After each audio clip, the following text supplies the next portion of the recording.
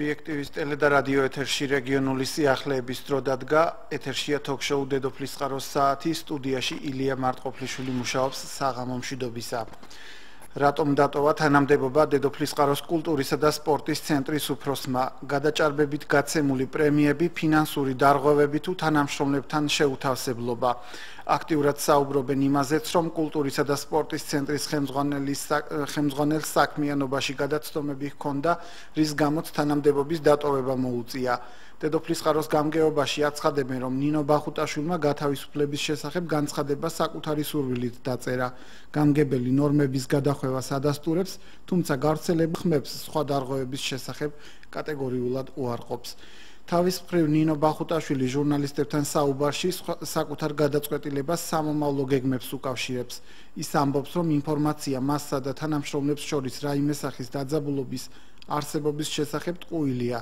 შეგახსენებთ, ნინო ბახუტაშვილმა 2005 წლიდან სახელოსნო ფესვები დააარსა დედოფლის წყაროში და სწორედ მისი ხელმძღვანელია. მათი საქმიანობა ძალზე წარმატებულად შეიძლება ჩაითვალოს, მათ შესახებ ჩვენ გადაცემებში ადრეც გვისაუბრია, ასე რომ სწორედ სახელოსნო ფესვებში განსახორციელებელი პროექტების მოტივით განმარტავს ის თანამდებობის დატოვებას. ჩვენი რეპორტაჟი. დედოფლის წყაროს კულტურისა და სპორტის ცენტრის ხელმძღვანელმა ნინო ბახუტაშვილმა თანამდებობა დატოვა. ცვლილება ყველასთვის მოულოდნელი აღმოჩნდა. აქტიურად საუბრობენ იმაზეც, რომ კულტურის და სპორტის ცენტრის ხელმძღვანელს საქმიანობაში გადაცემები ჰქონდა, რის გამოც თანამდებობის დატოვება მოუწია. გათავისუფლებულია ამავე სამსახურის ბუღალტერიც. დედოფლის წყაროს გამგეობაში აცხადებენ, რომ ბახუტაშვილმა გათავისუფლების შესახებ განცხადება საკუთარი სურვილით დატოვა.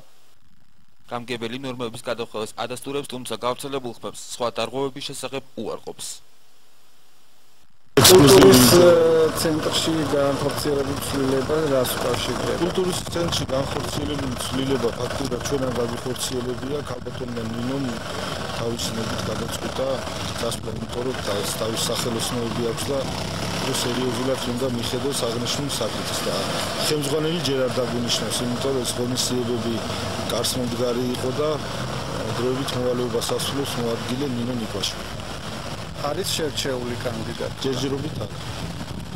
საუბრობენ, რომ ფინანსური პრობლემები ჰქონდა, რაღაც გადაცდომები, რამდენად ადასტურებთ ან უარყოფთ ამ ხმებს. არა, ისეთი მნიშვნელოვანი შეიძლება იქ რაღაცა პატარ-პატარა თქვა დარღვევები იყო, მაგრამ ფინანსური ხასიათის არ ყოფილა, უფრო რაღაცა შინაგანაწესის და დადგენილი ნორმების რაღაც გადახვევები, მაგრამ რაც შეეხება ფინანსურ დარღვევები არ ყოფილა. გადაცდომები დიდი არაფერი ისეთი რაღაცა მნიშვნელოვანი არ ყოფილა, რომ ადამიანმა საკუთარი სურვილით დატოვა ეს თანამდებობა. გადაცდომები ხო გეუბნებით რაღაც გადაცდომებზე არ არის საუბარი, უბრალოდ რამდენიმე თანამშრომელი რაღაც ურთიერთობაში უკმაყოფილებული იყვნენ. რატო დავტოვე სამსახური? ჩვენ პირადი განცხადების საფუძველზე, იმიტომ რომ მე რაღაც სხვა გეგმები მაქვს, რაღაც დიდი პროექტი მაქვს წამოწყებული და დრო მჭირდებოდა და წამოვედი. ანუ არ ადასტურებთ ამ ინფორმაციას? არა, არანაირად. საკადრო ცვლილებებია ადგილობრივი თვითმმართველობის ორგანოში და მუნიციპალიტეტის სხვადასხვა სამსახურებშიც. ახალი ხელმძღვანელი ჰყავს კიდევ რამდენიმე სამსახურს. დედოფლის წყაროს მუნიციპალიტეტის გამგებლის პირველ მოადგილედ სოლომონ ღორაშვილი დაინიშნა. მესამე მოადგილის ადგილი, რომელიც სოფლის მეურნეობის სფეროს კურირებდა, სავარაუდოდ გაუქმდება. დედოფლის წყაროს გამგეობაში ადმინისტრაციული სამსახურის უფროსი მარინა შეიტნიშვილი იქნება. საფინანსო და ჯანდაცვისა და სოციალური სამსახურები გაერთიან და მას საფინანსო, საბიუჯეტო, ჯანდაცვისა და სოციალური საკითხთა სამსახური ეწოდა, რომელსაც ელენე ბაიაშვილი უხელმძღვანელებს. ამასთან ჯანდაცვის და სოციალურ საკითხთან განყოფილების უფროსი ნონა ნატროშვილი იქნება. იურიდიული განყოფილება სამსახურად გარდაიქმნა, რომლის უფროსად გოგი გონაშვილი დაინიშნა. ფუნქციები დაემატა ინფრასტრუქტურის სამსახურს. მისი ყოფილი ხელმძღვანელი სოლომონ ღორაშვილი გამგებლის მოადგილედ გადაიყვანეს. სამსახურის ახალი სახელწოდება კი ასეთი გახლავთ: ქონების მართვის, ეკონომიკური განვითარების, სტატისტიკის, ინფრასტრუქტურის, სივრცითი მოწყობის, არქიტექტურისა და მშენებლობის სამსახურის უფროსი დავით ფხოველიშვილი იქნება. ახალი ხელმძღვანელი ჰყავს ზედამხედველობის სამსახურს, მას სამხედრო აღრიცხვის სამსახურის ყოფილი შეფი ვაჟა თეთვაძე უხელმძღვანელებს, ხოლო სამხედრო აღრიცხვის გაწევისა და მობილიზაციის სამსახურის უფროსად ელიზბარ ალუღიშვილი დაინიშნა, მანამდე ის დასუფთავების სამსახურს ხელმძღვანელობდა.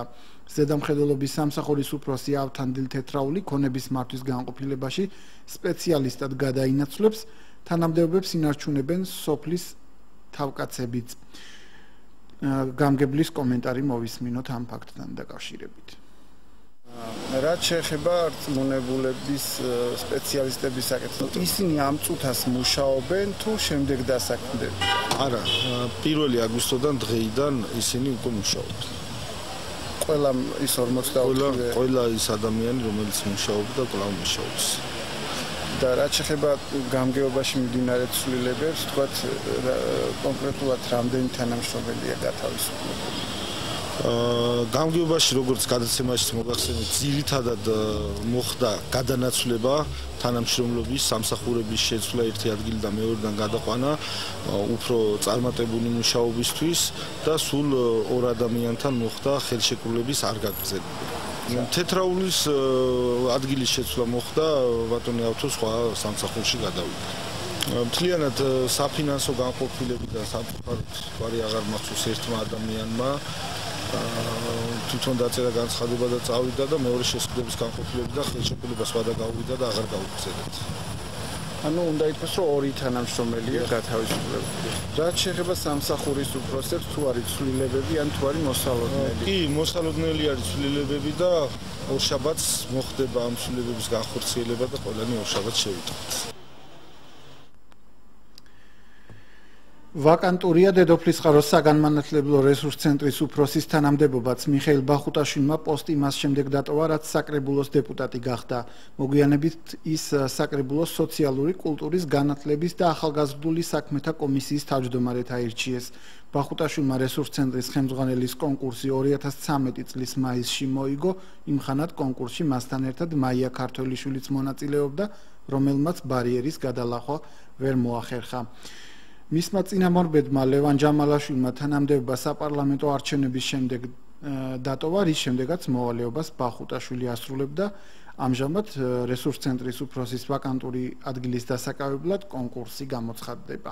ჩვენი რეპორტაჟი.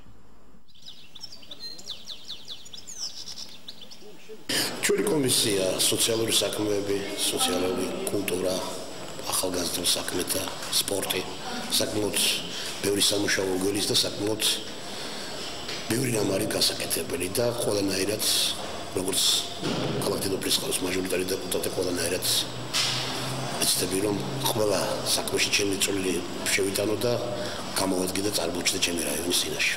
რა თქმა უნდა, ორ სამსახურში მუშაობა თანამდებობა კომისიის თავმჯდომარეობა და ავტომატურად უკვე არ შეიძლებოდა რომ თქვა ყოფილიყავი რესურსის უფროსი, მე დავწერე განცხადება ჩავაყენე საქმის კურსში, რა თქმა უნდა, განათლებისა და მეცნიერების სამინისტრო და მე უკვე მისნისის ბრძანებაც არის ჩამოსული, უკვე აღარ ვასრულებ ქალაქ დედოფლისწყაროს საგანმანათლებლო რესურსების უფროსის მოვალეობას. რა პროცედურებია? პროცედურები არის, რა თქმა უნდა, გამოყენებულია კანონი, აქ შესაბამისად არის საჯარო სამსახურის შესახებ კანონი და რა თქმა უნდა, განათლებისა და მეცნიერების სამინისტროს ზოგადი განათლების კანონი ზოგადი განათლების შესახებ. ასევე რესურს ცენტრის კონკურსი გამოცხადდება, იქნება ვაკანსია გამოცხადდება უბრალოდ ამ ვაკანსიის კონკურსი. მოხდება აპლიკანტების შერჩევა, შემდგომ ტესტირება, შემდგომ გასაუბრება და გადაწყდება ხელშეკრულების დასახელდება. დაბრუნდით ეთერში, თქვენ უყურებთ დედოფლისწყაროს საათს, მე ჟურნალისტი ილია მარტყოფლიშვილი ვარ. ახლა კი ცხელი აგვისტო და რუსული ინტერვენცია. აგრესორის ბომბები დედოფლისწყაროში 2008 წელსაც დედოფლისწყაროში ცვიოდა, მაშინ როგორც ცნობილია, შირაქის აეროდრომი დაიბომბა. მოდით ერთად გავიხსენოთ ეს დეტალები.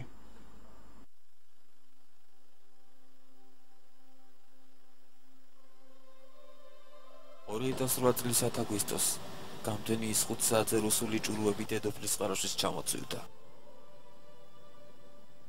რაიონის სამხრეთ ნაწილში რუსული ბომბდამშენების მიერ ჩამოყრილი 12 ჭურვიდან 5 მეორე დღეს 11 აგვისტოს აფეთქდა. შედეგად არავინ დაშავებულა, თუმცა მოსახლეობა პანიკაში იყო. ღამე ღიაცის ქვეშ გაათენეს ქედების ზონის მაცხოვრებლებმა. აფეთქების შედეგად დაზიანდა მხოლოდ შირაქის ტერიტორიაზე მდებარე ყოფილი აეროდრომის ასაფრენი ბილიკი და ახლო მდებარე სახლის სახურავები. შირაქის აეროდრომი უკვე 19 წელია აღარ ფუნქციონირებს. 2008 წლის აგვისტოს რუსულ ინტერვენციას დედოფლისწყაროს რაიონიდან 3 ახალგაზრდა გმირის, გოჩა ილურიძის, თეიმურაზ ბერიძის და გიორგი აბიათარის სიცოცხლე ემსხვერპლა. მათ შორის ორივე ბრძოლი მხოლოდ 17 წლის იყო. სოფელ სამრეკლოში მცხოვრები გიორგი აბიათარი კი დედის ერთაა. ის სოფელ სამრეკლოს სასაფლაოზეა დაკრძალული. გოჩა ილურიძე სოფელ ზემო ქედში დაიბადა და გაიზარდა. თემურ ბერიძე კი სოფელ ფიროსმანში. 2012 წელს მუნიციპალიტეტის ხელმძღვანელობის ინიციატივით ქალაქ დედოფლისწყაროს ცენტრალურ მოედანზე გმირთა მემორიალი გაიხსნა, რომლის ესკიზიც კონკურსის წესით და მოქალაქეთა გამოგითხვის შედეგად შეირჩა. მასზე დედოფლისწყაროდან საომარ მოქმედებებში სხვადასხვა წლებში დაღუპული გმირების გვარებია ამოტვილი.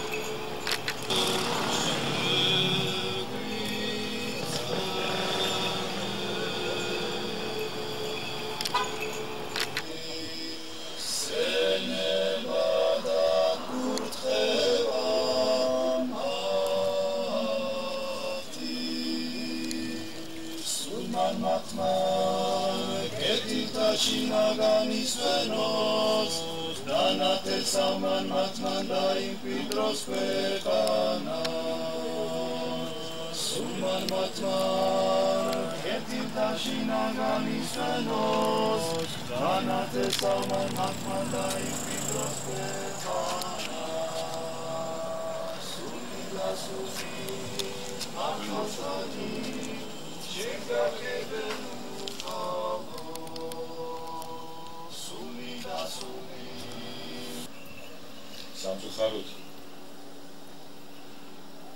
მიტაცებული არის ჩვენი ქვეყნის კიდევ ერთი უთხოვნი ნაწილი. ძალიან კიბილია არის პრევენტიული ყველა ჩვენთაგანისთვის.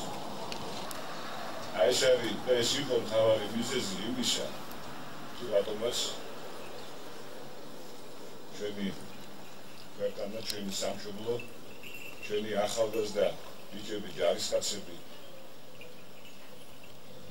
ოდოსი მეომარი თუ მეტი არა შეეწირა აი ამ მოვლენებს. ალბათ ამდენივე საერო ადამიანი ამ უთმა ვაჟკაცმა, რომელიც ჩვენ რაიონიდან იყო, მოგამბოზეთ მათ სახელდებარები ჩამოთვალო, გიორგი აბიათარმა, გოჩა ილურიძემ, თეიმურაზ ბერიძემ და ოდო კახოიძემ შეძლო ის, რომ სხვა ქართულ ვაჟკაცებთან ერთად, ჩვენ შვილებთან ერთად, მამაო აღნიშნა დაახლოებით 200 თავდადებულ მამაებთან ერთად ამ ხელა იმპერიაში აჩერა და გადაგვარჩინა. თოწუთიერი დუვილით პატივი მივაგოთ ამ ხალხის სონას.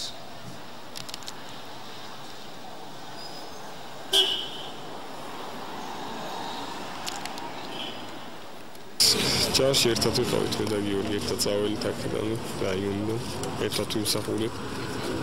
დაიწყო ეს 2008 წელს ყველასთვის კარგად ცნობილი და სამწუხარო ფაქტი. წავალით ერთად ომში და აი უკვე დაბომბვის დროს რა ვიცი.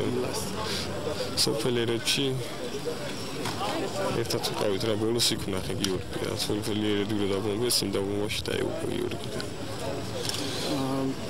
კლასელები ბავშვობიდან მეგობრობთ კლასელები ვიყავით ერთად წავალით ჯარშიც და იქ ყოველი ჩვენი შეხვედრა ირონულად როგორ გახსენდება აი რა შეიძლება დაახასიათოს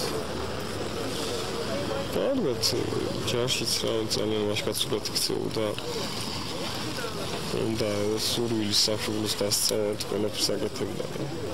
რა თქმა უნდა, რთული არის გასახსენებლად ყოველთვის მახსოვს სტილური არის. ყოველთვის ვერჩი იყოს საფლავზე გავდივარ, ბიჭები, კლასელები, ჩვენ თანამებრძოლები. არ ვივიწყებთ რა, თქვენია.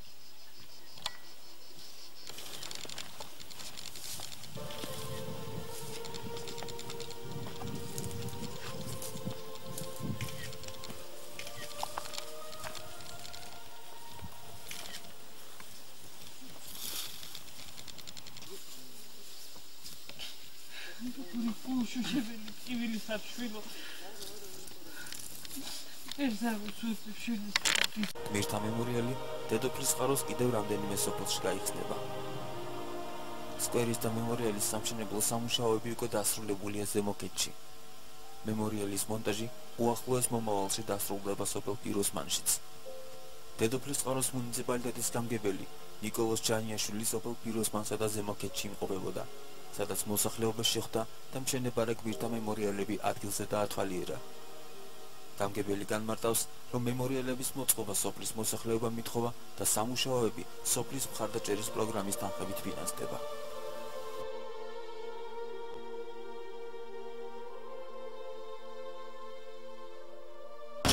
როგორც მოგეხსენებათ, ეს მძიმე დღეები, როგორც საქართველოს უდგა მხოლოდ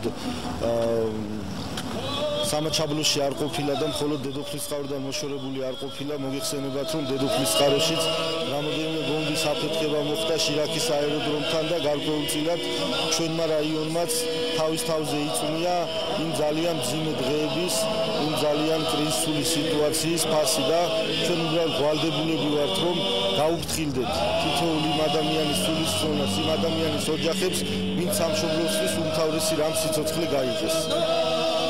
მოიმაჩნევთ, სანამ ცოცხლები ვართ, ყველამ თანამდებობის პირმა, რიგითმა მოქალაქემ, მაღალჩინოსანმა თუ დაბალჩინოსანმა უნდა პატივი მიაგოს და ეს პატივის მიღება მხოლოდ არ უნდა გამოიხატებოდეს მემორიალზე ერთხელ ერთ დღეს 8 აგვისტოს მოსვლით. ეს ყოველდღიურ ცხოვრებაში უნდა გამოიხატებოდეს პატივისცემით ამ გმირი ბიჭების ოჯახების მიმართ და ზოგადად პატივისცემით ქართველი გმირების, ქართველი მებრძოლების მიმართ. ეს ყველა საქციელში უნდა აისახოს. ორი ჩვენი არსობისა მომეც ჩვენ დღეს და მომიტევენ ჩვენ თანანადებნი ჩვენი ვითარცა ჩვენ მიუტევებ თანამდებთ. დავბრუნდით ეთერში, თქვენ უყურებთ დედოფლის წყაროს საათს და ჩვენი სტუდიის სტუმრები არიან დედოფლის წყაროელი გმირების დედები ლიზა აბიათარი და მანანა ყაბანაშვილი. საღამომშვიდობისა, დიდი მადლობა რომ მოახერხეთ და გვეწვიეთ სტუდიაში და დღეს სწორედ ამ ორი გმირის შესახებ ვისაუბრებთ. შეგახსენებთ, რომ ისინი 18 წლისები იყვნენ და ორივე მათგანი სავალდებულო სამხედრო სამსახურს იხდიდა და ჯარში სულ რაღაც 2 თვის წასულები იყვნენ, როდესაც საომარ მოქმედებებში პირდაპირ ომში მოუხდათ წასვლა. ქალბატონ ლიზა, მოდით თქვენგან დავიწყოთ. აი მით უფრო გიორგი იყო დედის ერთა და მას არ ეხებოდა სავალდებულო სამხედრო სამსახურში მსახური. მოდით გაიხსენეთ, თქვათ, რატომ გადაწყვიტა რომ ჯარში წასულიყო? იცით რა არის, ძალიან ძნელია ილაპარაკო იმ წარსულზე, სიცოცხლის რომელიც სიცოცხლის პერიოდს ასახავდა ჩემი შვილს. ის ძალიან შრომის მოყვარე იყო, ძალიან მეტი არ შეიძლება. 12 წლისა იყო, რომ პირველად თოხი აიღო და თოხში დადიოდა და ჩემთან ერთად ჩემს გვერდით მუშაობდა. მაგრამ მოგესალმებათ, მაინც გაჭირება, მაინც თავის სასწრება და სადაც მივიდა, რომ სამუშაო დაიწყოს, ყველგან სთხოვდნენ, რომ აუცილებლად საჯარო ჯარი უნდა გამოვლილი ხონოდა. რამდენჯერმე კომისარიატში მივიდა, რომ წაიყვანეთ, მაგრამ როგორც დედის ერთას იმუნიტეტი იცევდა ყოველთვის უკან აბრუნებდნენ, 3-4 ჯერ გამოაბრუნეს უკან. მაგრამ მე მაინც თავისი არ დაიშალა მიუხედავად ჩვენი წინააღმდეგობისა, ჩემი სანათესაოსის უყოლა იმას ვუბნებოდით, რომ არა, არ უნდა წახვიდე, იყავი აქ. როგორც იქნება გავიტან თავს, მოვა თავისი დროც და მოგცემენ ამ სამხედრო ბილეთს და რაღაცა იქნება კალაპოტში ჩადგება ყველაფერი, მაგრამ თქვა ჩემი კლასელი მიდის ხვიჩა და თუ არ გამიშვებდეთო მე მაინც წავალო. მიუხედავად ჩვენი წინააღმდეგობისა მაინც წავიდა. ჩვენ კომისარიატთან რომ ვიყავით და ველოდებოდით კიდევ ერთხელ უთხარი დედი იქნებ როგორმე მოდი ნუ წახვალ დედიკო იქნებ როგორმე უარის თქვა მაგრამ არა ადამიანჯერა დედი თუ არ გამიშვებ იცოდე მე ფეხით წავალ მაინც რო დაიძრა სამარშრუტო ტაქსი ფანჯიდან გადმოყვეს თავი ბიჭებმა და კარგით იყავით რომ დაგვიმშვიდობდნენ თითქოს გული უგზნობდა თუ რა იყო არ ვიცი მე და დაგვიძახეს იქიდან ჩვენ სამშობლოს დასაცავად მივდივართ ჩვენ სიკვდილის არ გვეშინიაო და დაიძრა სამარშრუტო ტაქსი და წავიდნენ ეს ეს რაც შეხება სამხედრო სავალდებულო სამსახურში წასვლას. სავალდებულო სამსახურში წასვლას. მე იქ ჩემს შვილს ცოტა მოხზე პრობლემები ჰქონდა და როგორც სპეციალური დანიშნულების ჯარისკაცი ახლა მათ სხვანაირი ვარჯიში ჰქონდათ რამე და სირბილში მოხზე პრობლემები ჰქონდა.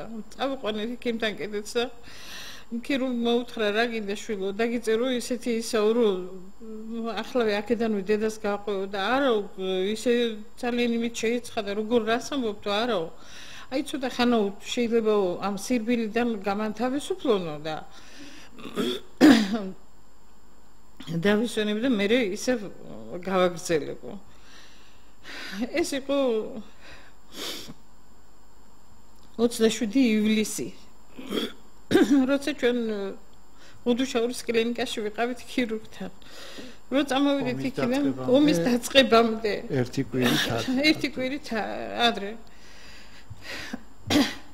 9 აგვისტოს კომისია უნდა ყოფილიყო შიდა კომისია ალბათ იქ როგორც არის რამე ისე და მე კიდეც ვთხოვდი მას იგეგმებოდა 9 აგვისტოს სახლში გამოშვება 9 აგვისტოს უნდა წამოსულ არა ცოტა ხანს უნდა ჩამოიქვეითებინეთ ვარჯიშებიდან რომ ემკურნალებას და მე მითხრა დედიკო რომ აღარ ჩამოხვიდეო შენო მე თვითონ ჩამოვალ 2 აგვისტოს უკვე სახში ვიქნებიო ელიაობა სახში ვიქნებიო და ნუ ვერ ჩამოხვალო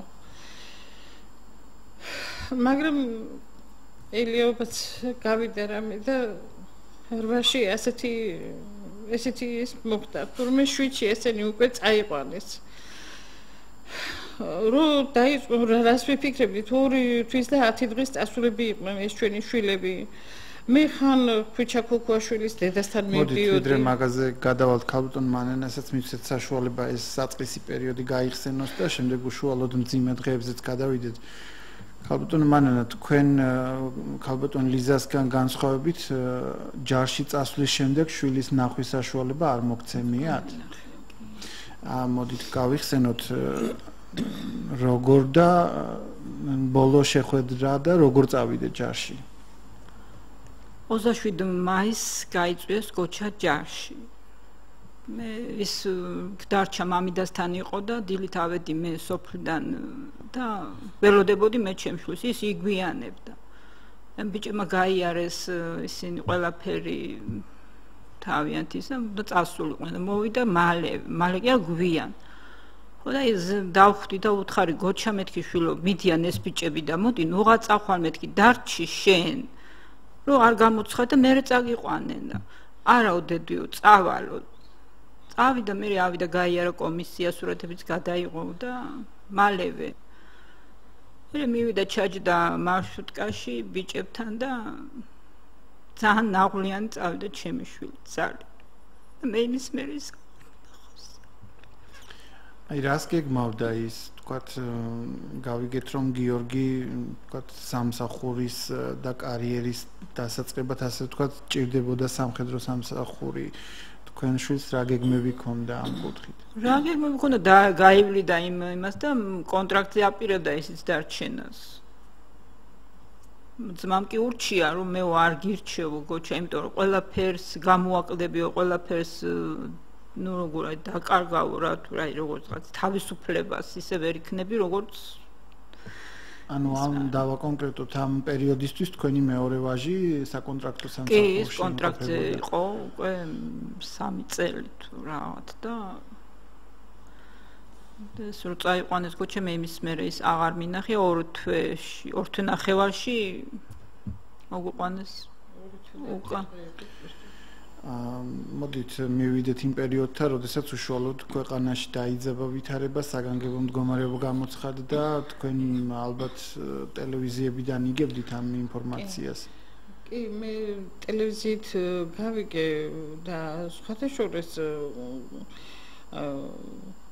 გული ძალიან მიშფოთავდა და სულ ყველა იმას თქვენ მეზობლებიც ისინი ყველა იმას მეუბნებოდა რომ ესენი ჯერ ახალი წასულები არიან ამათ არც კი ის каранტინი თუ რაღაც ისიც წესიერად არ გაუულია ჯერ 2 თვეა და ამათ ვინ წაიყვანს ბრძოლებში არა ეს არ შეიძლება არ არსებობს რომ ისინი სადმე წავიდნენ მაგრამ მე ადგილს ვერ პოულობდი სახში შევიდოდი გარეთ გამორბოდი გარეთ გამოვიდოდი სახში შესვლა მინდოდა რო გამოვიდი ქუჩაში მეზობლები ქუჩილობდნენ რო დამინახავდნენ შეტრიალდებოდნენ იშლებოდნენ ეს ხალხი და რაში იყო საქმე მე არ ვიცოდი მაყურებელს რომ დავუკონკრეტოთ გიორგი აბიათარიც და გოჩა ილურიძეც ერთად იბრძოდნენ და ერთ წუთას დაბომბვის დროს ერედუში თუ რომელი სოფელი ესენი ერედუში გარდაიცვალნენ 7 აგვისტოს წავიდნენ ნაწილიდან გაიყვანეს თურმე 7 აგვისტოს და ხვიჩა ქოქოაშვილის ხვიჩა დაუკავშირდა ახლა გიორგის ტელეფონი არ ქონდა და ხვიჩა ქოქოაშვილმა მოახერხებდა და უთხრა რომ დედი ნუ ინერვიულებთ ჩვენ ისე წვრთნებზე მივდივართ სადღაცო და ყველა მეც და ისინი გვაიმედებდნენ ნუ არა ისინი საწვრთნელი მასე არიან და წასულები და არაფერი საშიში არ არისო რომ გადიოდნენ ნაწილიდან გიორგი ხო ცოტა ხანს უნდა გაეკომისიებინათ და თავისი ოცეულის მანქანაში რომ ადიოდა იქიდან ჩამოაგდეს ბიჭებმა უთხრას რომ გიორგი არა შენ არა შენ წამოსვლა არ შეიძლება შენ უნდა გაგაკომისიონ და აქ უნდა იყო ჩვენი ფეხის პრობლემა რო ქონდა ცოტა ხანს უნდა ვარჯიშიდან მოხსნილიყო მაგრამ ეს მეორე მანქანაზე ავიდა მიც მოიწეთ ბიჭებო იქ ვეღარ ჩავედიო ჩვენი მანქანა უკვე დაიძრაოდა რა მნიშვნელობა აქვს სულ ერთად არ მივდივართო და ავიდა მეორე მანქანაზე მოტყუებით და ბიჭებმა გიორგი უკვე თავისი ოცეულის ბიჭებმა გორში რომ მივიდნენ და საბრძოლო მასალას იღებდნენ საბრძოლო იარაღს მაშინ ახის რომ გიორგი იქ იყო და გაუკვირდათ რომ კი მაგრამ გიორგი შენ მანქანიდან ჩაგაგდეთ და არა ჩვენ იქიდან აქამდე ერთად მოვედით და აქაც ერთად უნდა ვიყოთო და მოხდა ისე რომ პირველი რო დაიწყო მე 1.20 კილომეტრი ისე გავიარეთო რამდენჯერ შევეკითხე კიდეც გიორგიო ხო არ დაიღალიო იქნება მე მომცე ჩემი ბარგიო შენ ბარგიო რაღაც და ყველანაირად გვინდოდა რომ ხელი შეგვეწყო რომ ეს მუხლის პრობლემა რო ქონდაო და წინა არო მე თქვენთან ერთად ვივლიოდეთ მე სადაც ცოტა ხანს შესვენება გამოეცხადებინათ უკვე ერეთში რომ მისულიყვნენ და შესვენება გამოეცხადებინათ ნაწილი ბიჭების ყოფილიყვნენ დაბლობში ნაწილი მაღლა სიმაღლეზე ყოფილიყვნენ და ეს 4 ბიჭი ყველანი იყვნენ კახეთის მხრიდან ყარელი ახმეტა და ეს 2 დედოფლის წყაროელი და ერთად საუბრობდნენ ერთად ის და რომ მაღლა ცოტა ბორცვზე ასულებმა დაინახეს რომ მოდიან თვითმფრინავები და ამათ უთხრეს რომ დაწეკით ბიჭებო ესენი მერე როგორც გადმომცეს კი დაწვნენ, მაგრამ რო ჩამოაგდეს ეს კასეტური ის და მაშინვე არაფეთქებულა და ამათ რა ვიცი ხო პატარა ბიჭები იყვნენ და იფიქრეს რომ რახან არ გასკდა ჩვენ მოვასწრებთ და წამოხდნენ. ესენი რო წამოხტარიყვნენ შეიძლება კი ცოტა დაჭრილიყვნენ, მაგრამ გადარჩებოდნენ მაინც და კასეტური ბომბის მეტ შეეწირა 4 ბიჭის სიცოცხლე. უშუალოდ აი თქვენ ვიდრე გაიგებდით დედოფლის წყაროში როგორ მოვიდა ეს ცნობა? და ეს რა რიცხვი იყო? 9-ში? 9-ში კი. რომ დაურეკიათ გიას თქვენ კომისარს. ანუ თქვენ 9-შივე გაიგეთ თუ უკვე მეორე დღეს? არა, 9-ში გავიგეთ. 9-ში მოასვენეს ხო? 9-ში მოასვენეს ეს სცენი უკვე 8-ში მოხდა და 9-ში უკვე გადმოეცათ და ვერავინ ვერ მოდიოდა ჩემთან რომ მე გამეგო, მე უბრალოდ ხალხი რო კუჩილობდა ვამბობდი რა მოხდა ნეტა რა ის არის რომ მივიდოდი ყველანი დაიშლებოდნენ სახეს მარიდებდნენ მაგრამ მე რას ვიფიქრებდი ყველა იმას მეუბნებოდა არა გიორგის არავინ არ წაიყვანა საომარ მოქმედებაში ეს არ არსებობს რომ მაგრამ ისეთი აღშფოთებული და ისეთი ის ვიყავი ვერ ვისვენებდი გული ძალიან ტიროდა გული მიტიროდა პირდაპირ ლაპარაკობდი გული ტიროდა ანუ მეზობელი ბიჭისთვის დაერეკნა რომ ჩვენი რწმუნებულისთვის ეთქვა ჩვენი დედოფლის სამრეკლოს რწმუნებულისთვის რომ იქნებ მიხვიდეთ და როგორმე გააგებინოთ ვერც ერთი ვერ მოდიოდა როგორია დედის ერთა შვილი და მიდი მის დედასთან და სიკვდილის ამბავი შეატყობი ვერავინ ვერ მოდიოდა მე ჩემი და გამოიყვანეს უფროსი და მითხრა რომ წამოდიო შემოდი სახში ფეხი მტკივაო კაცო და შენთან უნდა ვიყო ცოტა ხანსაო და რო შევედით მითხრა რომ დაჯექიო გარეთ რასაკეთებ მივთხარი კაცო ადგილს ვერ ბოლობ ხან გარეთ გავდივარ ხან შიგნით შემოვდივარ და არ ვიცი ჩემთას რა ამბავია რა ვიცი ესე გავიგეთ რომ გიორგიო და მე მგონიო გიორგი დაჭრილი უნდა იყოსო როგორ დაჭრილი გიორგის რა უნდა და საბრძოლოში არ ვიცი ესე თქვენსოდ ეხლა წავიდნენ რომ გასაგებათაო დარეკავენო რომ რა შეასახმეო ეს უკვე თითქმის მოსახამოვებული იყო უკვე ალბათ 6-7 საათი იქნებოდა უკვე როცა ეს მითხრეს რომ 11 საათზე დარეკავენ და გავიგებთ სიგნალში იყო ჩემი დიშვილის ხმარი კეპეზეს უფროსი და იქაც იმათაც გაიგოთ ისინიც მოვიდნენ კაცო როგორ ახლა თუ დაჭრილი არის სიგნალიდან როგორ ჩამოვიდნენ ეს ამოდინა ძალიან ბევრი ხალხი ქუჩდებოდა და ვინმე დაჭრილი ყოფილა სულ ყველა იმას მეუნება პეში ვერ მივედავდა სანამ არ ვიცი რა და მითხრეს რომ 11 საათზე დარეკავენ და ზუსტად გავიგებთ რა შესაქმეო გვიწინაშვილი შალე ჩემი მეზობელი და ადგილს ვერ პოულობდნენ ჩემი სამეზობლო იმათ ხელში გაზრდილი იყო ჩემი შვილი ჩემი სოფლის გაზრდილი იყო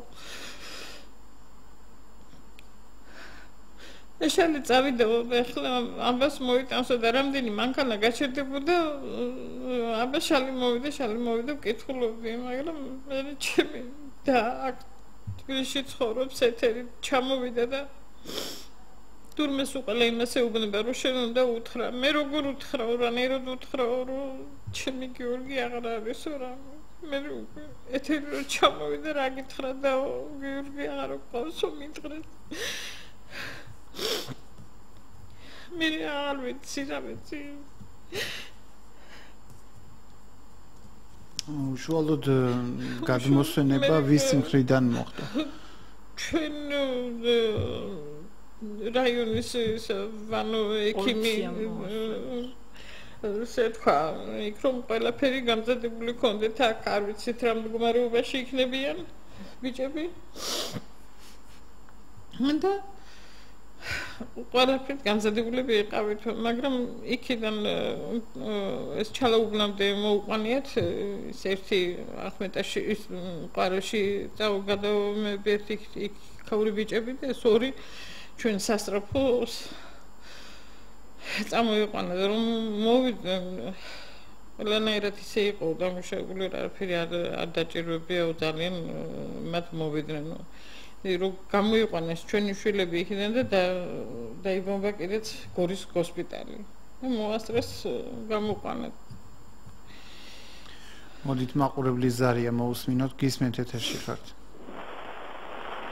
გისმენთ გამარჯობა კალბატონო გამარჯობა ისამდიბრე შემოგივლე ორი ბიჭი მყავს მე სული და გულით ისამდიმრებთ და მიშას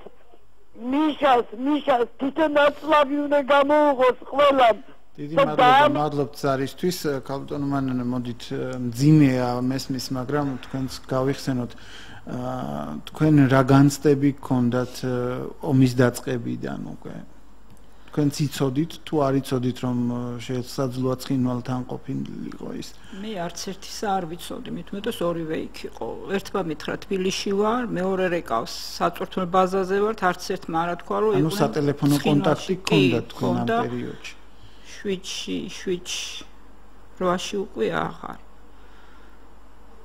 8-ში არა 9-ში უკვე გავგვაგებინეს ჩვენს დაურეკიათ გამგეობაში და ჩვენამდე არ არის ინფორმაცია მოსული, ვერავინ ვერ ბედავს რომ მოვიდეს და გვითხრას.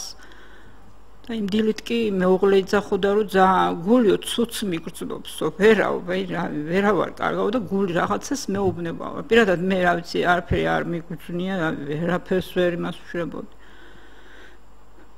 მე რომ გავგვაგებინეს და გვითხრეს რომ აი რაღაც მეხი დაგეცაო, ვიძახოდი მეხის დაცემა, რაღა მეხი დამეცა, მაგრამ რა წარმოვიდგინე იმ წუთში ის ჩემი შვილები. მაგრამ მე წარმოვიდგინე უფროსი გიორგი, რომ ის კონტრაქტზე იყო და იმას რაღაცა მოუვიდა და რას მოვიფიქრებდი მე 2 თვის წასული ბავშვი თუ მოხდებოდა იმ ცხინვალში და იქ იმას იზავდნენ. მე თვითონ გამგეობა მილიციის უფროსმა პუნტური გელა არის ჩვენი სოფლელია ის ბიჭი და იმათმა იყო პოლიციის უფროსი კი ის იყო მაშინ და იმათმა ავითავეს და იმათმა ჩამოგვისვენეს ჩვენ და რომ იქ იყო კიდეთი აფციური გოჩა ის შევიდა და იმან იცნო ჩემი შვილი იქ მაგრამ გიორგი კი არა გოჩა არისო თქვეს მე იმ დღამის 3 საათზე მოგვისვენეს სახლში მოდით შევეხოთ რამდენად თქვათ აი იგრძენით ყურად ბევრი საუბრობს რომ ნუ სააკაშვილის ხელისუფლებამ რაღაც უყურადღებობებიც გამოიჩინა იმ პერიოდში რამდენად გრძნობდით თქვენ ხელისუფლების მხარდაჭერას იმ პერიოდში ხო მხარდაჭერაც იყო რა მოგწეს განკუთვნილი თანხა თვითონ დაკრძალეს თვითონ სახელმწიფო მისაქნა გაიღო ყველანაირი ხარჯები და რა ვიცი თანხაც იყო რამდენი 11 მგონი კი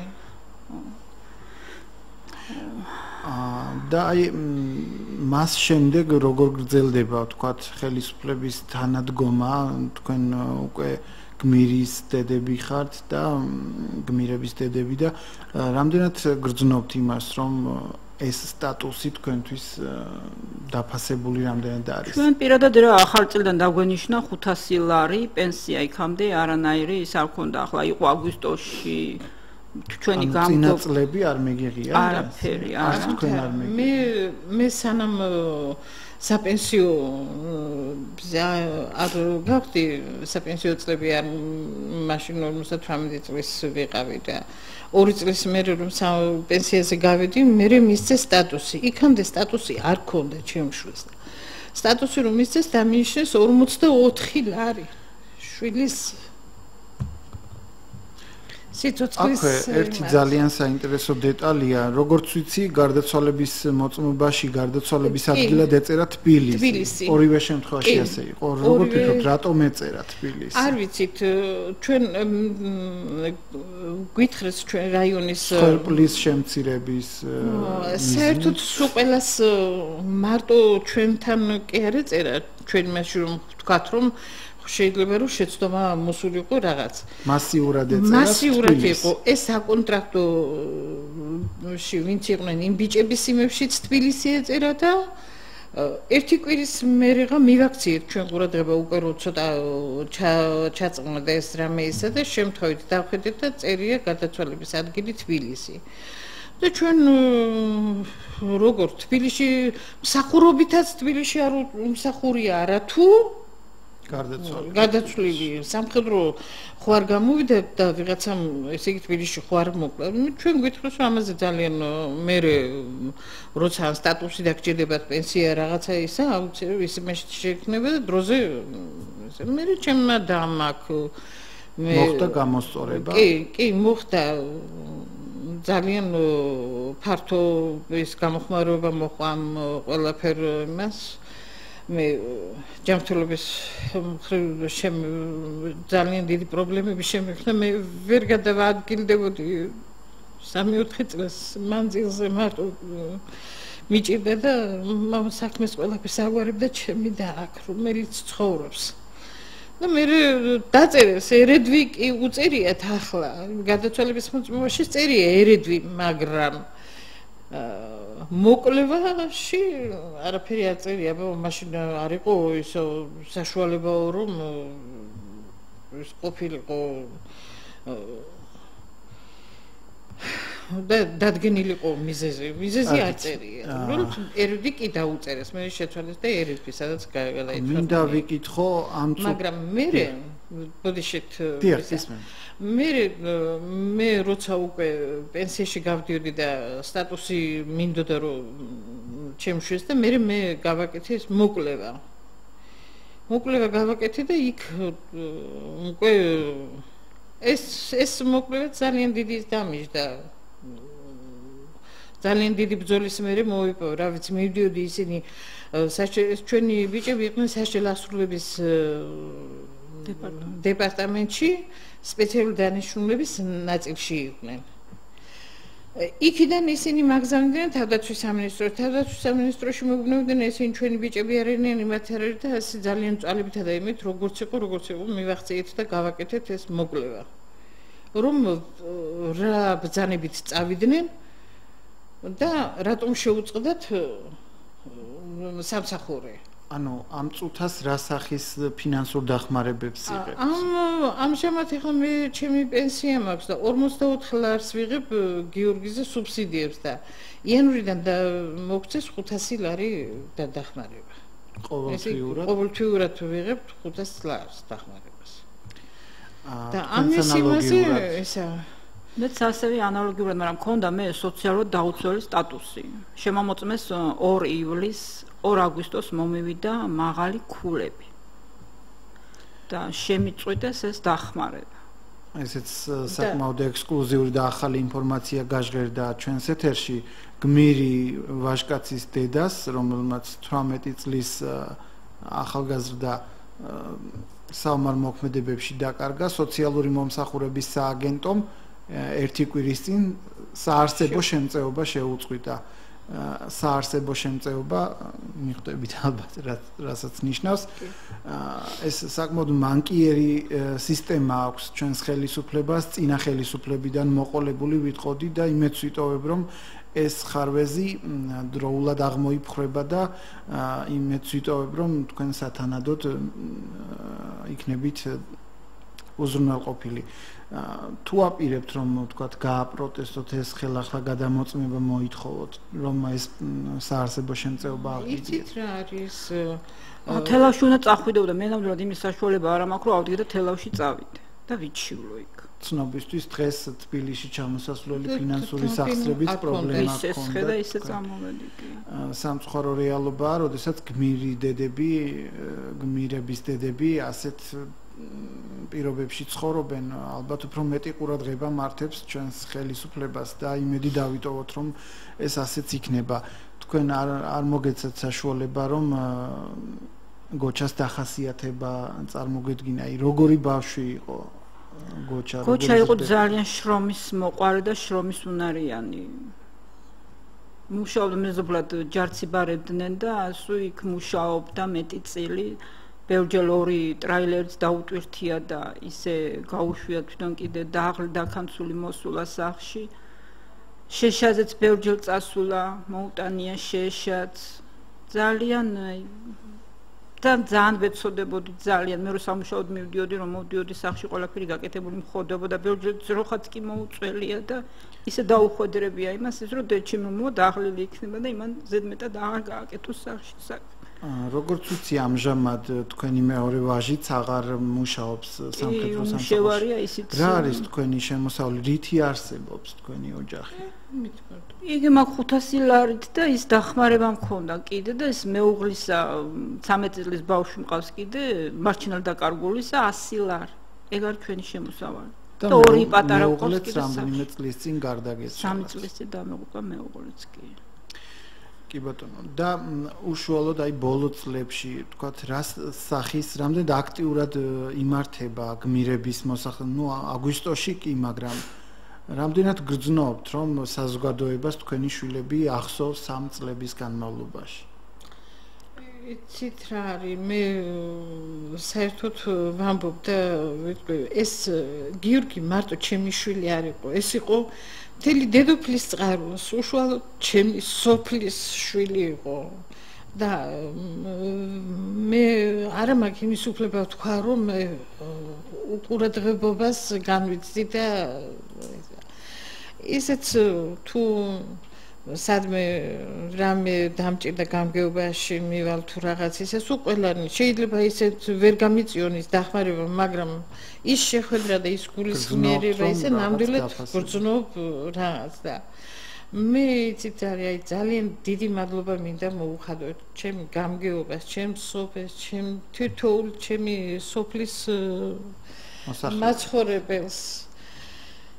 მინდა ასევე გაზეთ ახალშირაკს დიდი მადლობა, რომ არასოდეს 10 დაბადების დღეზე 10 ესეთ დღეებში არ ივიწყებენ ჩვენ შვილებს და ყოველთვის აშუქებენ მათზე გადაცემები და რამ და დიდი მადლობა ასევე გაზეთ Prime Times, რომელიც ყოველ წელს რაღაც სიხარულს სიახლეს ვჩუქნის ამ დედებს ერთად გვახვედრებს. ახლაც აი 4 აგვისტოს თელი თუკი სადმე ხელი მიუწვებოდა და რომელიმე ეს იყო შევიკრიბენით და ყველა თავის გულის წიხვის და იმას უზიარებდით. დიდი მადლობა ხალბატონ თაკო მართლაც დაგამეგობრათ და ჩვენი დრო იწურება და ბოლო კითხვა მინდა დავსვა.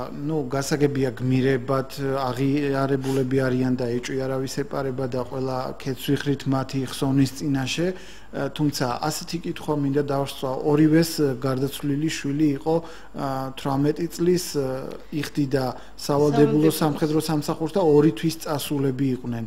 ჯარში ბუნებრივია გამოუცდელი, როდესაც არის რაღაცებზე ბევრი შეცდომა შეიძლება გაუთვალისწინებლად მოუვიდეს. ასეთი ბოლო კითხვა მოკლედ რომ მიპასუხოთ.